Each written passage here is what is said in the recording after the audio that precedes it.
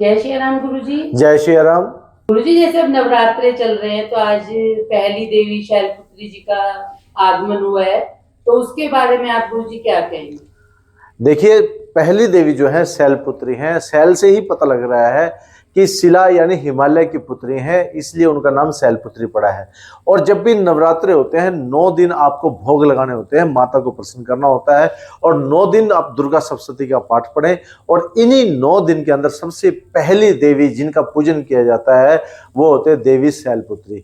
देवी शैलपुत्री के नाम के आपने क्या करना होता है, एक सुपारी लें और पान के पत्ता लें और उसके ऊपर आप 2 पतासे, 2 लौंग, 2 इलायची और 2 किशमिश रख, थोड़ा सा कपूर के ऊपर आप भोग अर्पण करें और कहें कि हे देवी मां शैलपुत्री, मेरा भोग को स्वीकार करें। और ऐसा कह करके इनके साथ ही कंचकायों के लिए आप जो भी सामान लेके आते हैं वो सामान साथ साथ निकालें कि हे देवी शैलपुत्री, ये आपके निमित्त हमने निकाला, इसे स्वीकार करें।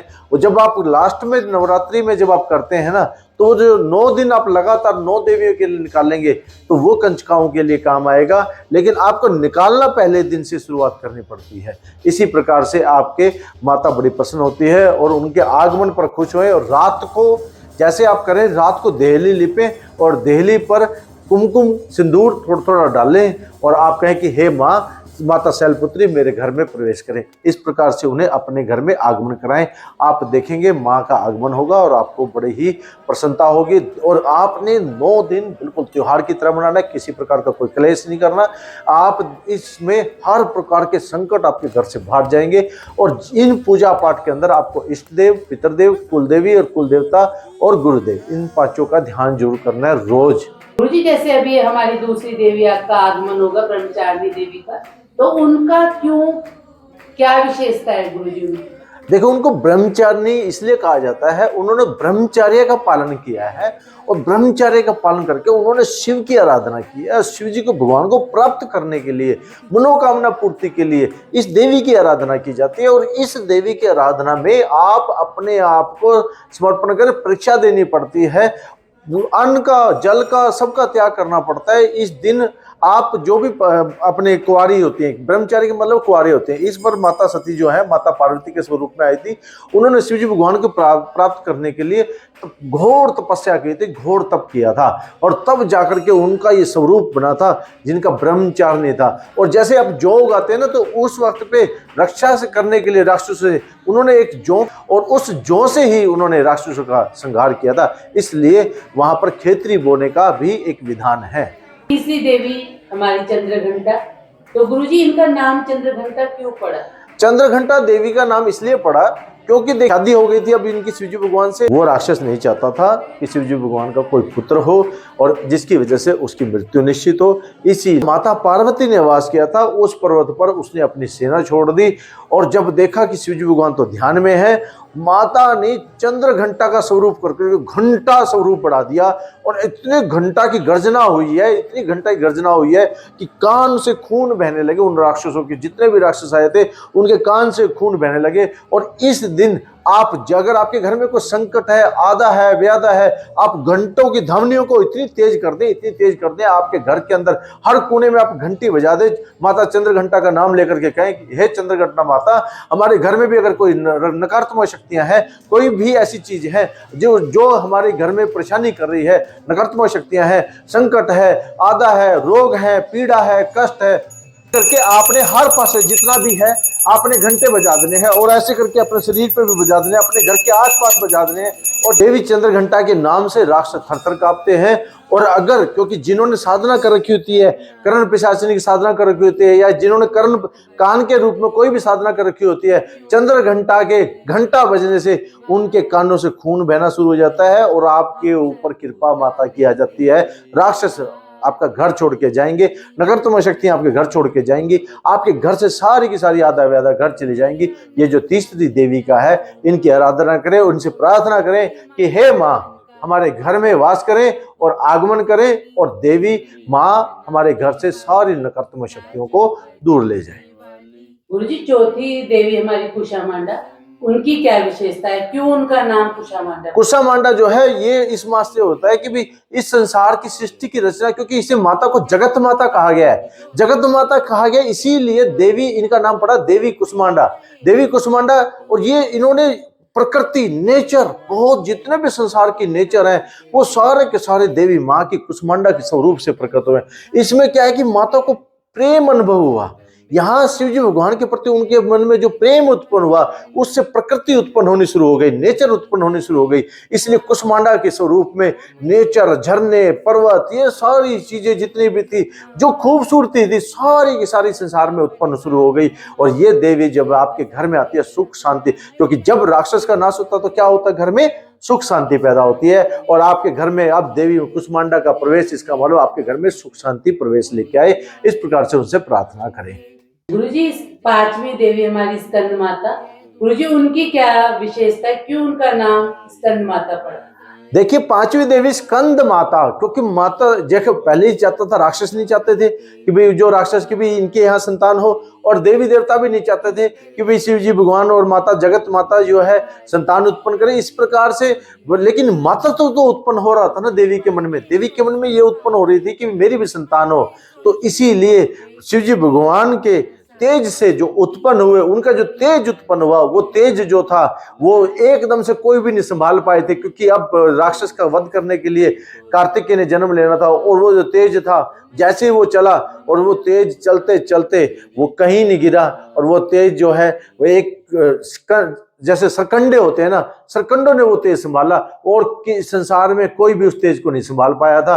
और इसीलिए देवी का जो स्वरूप है सरकंडे के रूप में भी माना जाता है। और जो सरकंडे के स्वरूप में था, वहां घूम रही थी, वहां पर कृतिकाएं घूम रही थी, उन कृतिकाओं ने देखा कि 6 मुख वाला बच्चा है, और 6 मुख से 6 कृतिकाएं थी। इसीलिए उन कृतिकाओं ने पार्वती पुत्र को दूध पिलाया, और इसकी वजह से माता को प्रथम पुत्र प्राप्ति जो हुई वो स्कंद के रूप में, और जिसका प्रथम बच्चे के नाम पर ही उनका नाम रखा जाता है, इसलिए उन्हें स्कंद माता बोला जाता है। स्कंद की माता यानी कृतिकेय की माता, कार्तिकेय की माता। गुरुजी, छठी देवी हमारी कात्यायनी, तो गुरुजी इनका क्यों नाम पड़ा कात्यायनी? छठी देवी का जो पूजन होता है माता कात्यायनी के रूप में पूजा जाता है। कात्यायनी उनका नाम इसलिए पड़ा क्योंकि देवी जो है, जो ऋषि कात्यायन थे, उन्होंने माता से प्रार्थना की थी कि हे माँ, मेरे घर में आप पुत्री स्वरूप में जन्म ले। और जब पुत्री स्वरूप में जन्म ले तो जब इसीलिए देवी माँ ने उनको आशीर्वाद दिया कि मैं तुम्हारे यहाँ पर पुत्री स्वरूप में जन्म लूंगी। इसीलिए देवी माँ का कात्यायनी नाम पड़ा, और इसीलिए उनको कात्यायनी के रूप में कहा जाता है, और इसलिए उनका नाम देवी कात्यायनी पड़ा। और आप इनके आशीर्वाद प्राप्त करें, इनके आशीर्वाद से घर में लक्ष्मी का वास होता है। 7वीं देवी कालरात्रि, तो गुरुजी इनकी क्या विशेषता है, उस दिन हमें क्या करना चाहिए?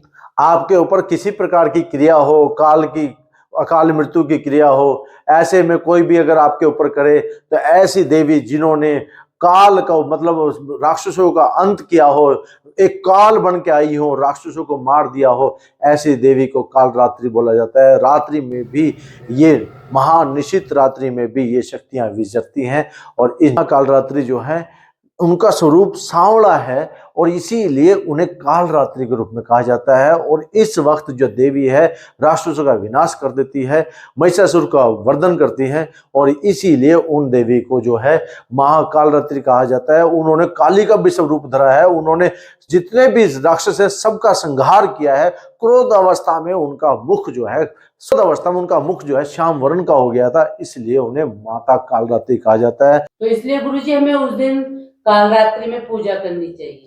हाँ, इसलिए उनका रक्षा कवच करें और काल रात्रि की पूजा करें, और अपने घर में हर प्रकार से रक्षा करें।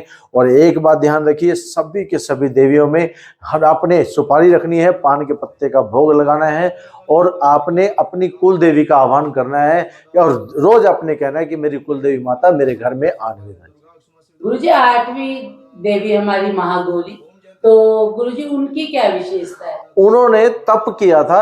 और ये तप करने से क्या था कि उनके तेज उत्पन्न हो गया था, जैसे उनका जो रंग था उनका जिस प्रकार से क्रोधावस्था में हो गया था, श्याम वर्ण हो गया था। तो शिव जी भगवान ने उन्होंने कहा कि अब तुम्हारा वैसा वर्ण नहीं है। तो माता ने अपने आप को तपोबल के रूप में तप किया और तप कर करके उन्होंने अपने उस दिव्य स्वरूप को प्राप्त किया, जिस स्वरूप की पूजा आज दुर्गा स्वरूप के रूप में सारी दुनिया करती है। इसीलिए उन देवी को, जिसे दुर्गा स्वरूप को बोला जाता है, महागौरी, यानी उन इस महाशक्ति का जो दिव्य तपोबल स्वरूप जो प्राप्त हुआ है उस माँ को इसी वजह से उनका नाम महागौरी कहा गया है। और महागौरी का पूजन करने वाले व्यक्ति के जीवन में भी सफलताएं प्राप्त होती हैं। जब भी वो कदम उठाते हैं, हर कदम में उनकी 8 सिद्धियां 9 निधियां उनका पास होती हैं। गुरुजी सिद्धियात्री, तो गुरुजी इनका नाम सिद्धियात्री क्यों पड़ा और उस दिन हमें क्या क्या उपाय करना चाहिए? जो व्यक्ति साधक हैं, जो माता से 8 सिद्धियां लेना चाहते हैं, जिस प्रकार से हनुमान जी के पास 8 सिद्धियां माता सीता ने दी हैं, उसी प्रकार से जो व्यक्ति साधक है, जो चाहता है कि भी मुझे प्राप्त हो, तो वो आज के दिन हवन करता है, साधना करता है, सिद्धियां प्राप्त करता है, माता को प्रसन्न करता है। और इसीलिए इन्हें सिद्धरात्रि कहा जाता है। ये सिद्धियां प्रदान करती हैं, सिद्धात्री बोलते हैं इनको, मतलब ये सिद्धियों को देने वाली बोलती हैं। और देने वाले का मतलब होता है अब आपने अंतिम पड़ाव में आ चुके हैं और आप माता आपको दे के जाएंगी, और इस वक्त आप झोली फैलाएं और माता आपको संपूर्ण रूप से दे के जाएंगी। हाँ, देंगी उनको जिन्होंने लगातार 9 दिन तक अपने घर में ब्रह्मचर्य का पालन करा होगा, लगातार माता को प्रसन्नता के लिए भोग लगाया होगा। और पान के पत्ते पर क्या क्या लगाना है मैंने बताया, पान के पत्ते का भोग और सुपारी और नारियल। गुरुजी आपका कहना है कि भी हर दिन हर माता के नाम का निकालें और उनको उसी माता के नाम से उन कंचकों को बिल्कुल को दें। बिल्कुल। पहली शैलपुत्री, दूसरी ब्रह्मचारिणी, तीसरी चंद्रघंटा, चौथी कुष्मांडा, 5वीं स्कंद माता, 6ठी कात्यायनी, 7वीं कालरात्रि, 8वीं महागौरी, 9वीं सिद्धात्री। तो सभी के नाम से उनको एक एक कंचकाओं को फिर हम बिल्कुल अष्टमी पूजन पे दें।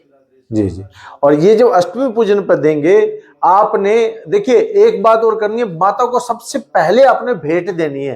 पान सुपारी ध्वजा नारियल लेज वाला तेरी भेंट दरे। माता को भेंट दो, माता के सामने समर्पण कर दो, अपने आप को समर्पण कर दो, निष्फल भाव से समर्पण कर दो। माँ आपको आशीर्वाद दोनों हाथों से देंगे। आशा करते हैं इस प्रकार की वीडियो आपको पसंद आएगी। ऐसी वीडियो को लाइक करें, शेयर करें, सब्सक्राइब करें। जय श्री राम।